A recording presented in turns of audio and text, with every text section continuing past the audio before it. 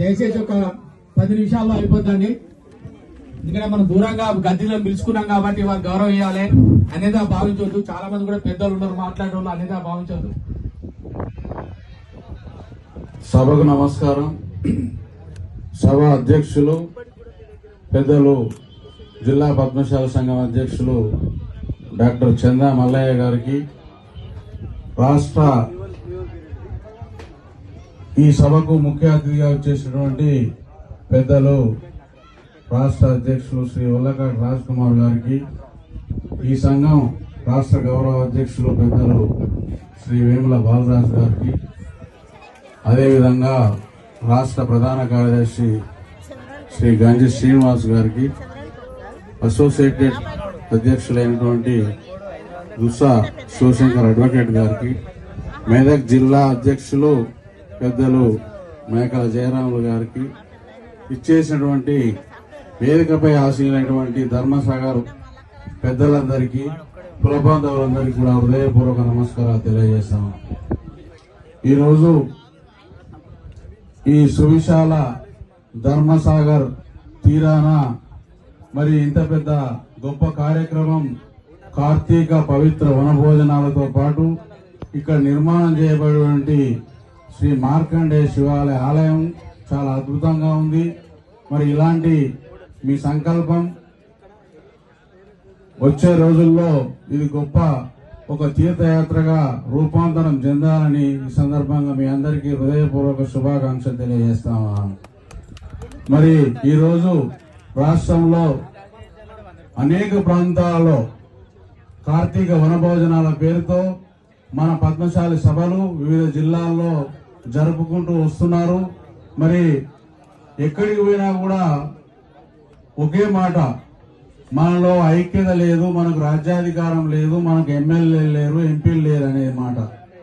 కానీ అది చాలా తప్పుడు విధానం. మనలో మనమే చిన్నతనం చేసుకుంటున్నాం. మనకు రాష్ట్రంలో ఏ గ్రామానికి పోయినా విద్యాధికులం మనమే, బ్రాహ్మణోత్తరం మనమే, డాక్టర్లం మనమే. అధికార గణంలో ఎంతో మంది ఐఏఎస్లు ఉన్నారు, ఐపీఎస్లు ఉన్నారు, పోలీసులు ఉన్నారు. మరి వివిధ డిపార్ట్మెంట్లో ఉన్నటువంటి అధికార గణం మన జాతిలో ఉన్నంత అధికార గణం ఏ ఇతర సామాజిక వర్గాలలో లేదని ఈ విషయాన్ని మీరందరూ గమనించాలని మనవి చేస్తా ఉన్నాను. నేను ఈ సందర్భంగా రాష్ట్ర అధ్యక్షులు రాజ్ కుమార్ గారిని కోరుతా ఉన్నా, రాష్ట్రం మొత్తం మీద ఉన్నటువంటి అధికార గణాన్ని, పద్మశాలి జాతిలో ఉన్నటువంటి అధికార గణాన్ని మీరు ఒకే వేదిక మీదకి చేర్చి మన జాతి ఉజ్వల భవిష్యత్తు కొరకు మీరు ప్రణాళికలు చేయాలని, సన్నాహాలు చేయాలని కూడా ఈ సందర్భంగా నేను మనవి చేస్తా ఉన్నాను. ఎందుకంటే ఏ గ్రామంలో మనం ఇలాంటి చిన్న చిన్న సభలు పెట్టుకుంటే ఎక్కడ ఎవరున్నారో కూడా అర్థం కాని పరిస్థితి ఉంది. ఇలా ఏ ఆఫీసర్కి పోయినా, ఏ ప్రదేశానికి పోయినా మన వాళ్ళు తప్పకుండా ఉంటారు. అలాంటి ప్రదేశాలలో మన వాళ్ళు ఉన్నప్పుడు మనకు తప్పకుండా సహాయ సహకారాలు అందుతాయి. ఇప్పుడు ఆ సారు టూరిజం డిపార్ట్మెంట్ లో ఉన్నారని ఇంతమందికి తెలిసింది ఇక్కడ.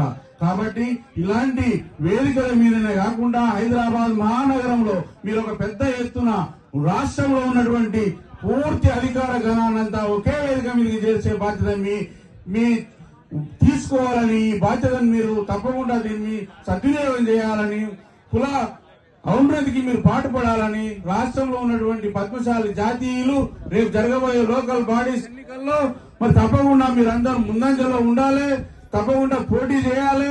మనం ఎవరికి కూడా తల ఒక్కకుండా, తల దించకుండా ఉండాలని కూడా ఈ సందర్భంగా మనవి చేస్తా ఉన్నాను. పద్మశాలీలు, చేనేత వర్గాలు మరి రాష్ట్రంలో ఎన్నో జిల్లాల్లో మనం బలమైనటువంటి సామాజిక వర్గంగా ఉన్నాం. కాకపోతే మనకు నాయకత్వ లోపంతో కొంత వెనుకబడిపోతున్నమాట వాస్తవం. అటువంటి నాయకత్వాన్ని సరిచేయడానికి ఎక్కడెక్కడ ఎవరైతే మన దాంట్లో ఇంటలెక్చువల్స్ ఉన్నారో వాళ్ళందరినీ కూడా చేరదీసి మీరు బాధ్యతలు అప్పచెప్పాలి. ఏ సంస్థాపరంగా ఏ జిల్లాకు ఆ జిల్లాకు మీరు సంస్థాపరంగా బాధ్యతలు అప్పచెప్పినప్పుడు తప్పకుండా మన జాతి ముందుకు పోయే అవకాశం ఉందని ఈ సందర్భంగా నేను మనవి చేస్తా ఉన్నాను.